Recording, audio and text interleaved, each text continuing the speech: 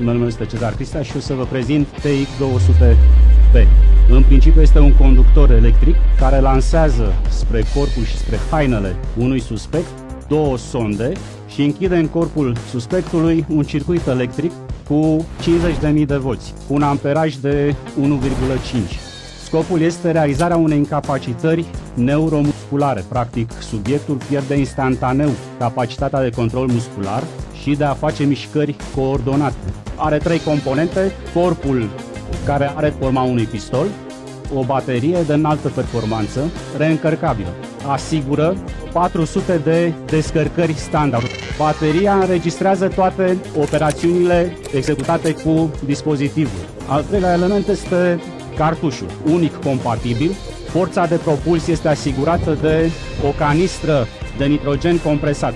Distanța de la care se trage are efect asupra puterii incapacitării neuromusculare. Nu există pericolul electrocutării polițistului.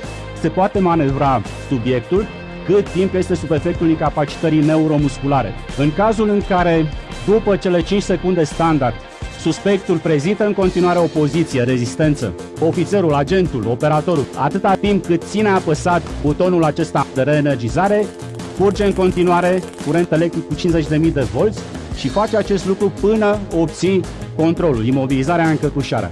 Are două camere de activare, poate trage două focuri.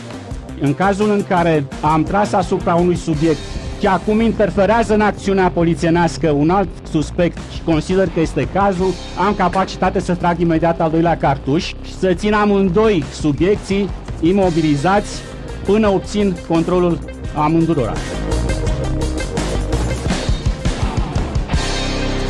Un alt echipament, un cuțit de antrenament. Producătorul a înlocuit marcajul vizual sau sonor a traumei, a tăieturii, a înjunghierii cu suferința temporară produsă de curent electric pentru a crea scenarii cât mai realiste cu astfel de spețe, cu suspect înarmat cu armă albă. Practic forțează participanții să se angajeze fizic și psihic cât mai real într-un context de luptă profesională cu cineva înarmat cu cuțit.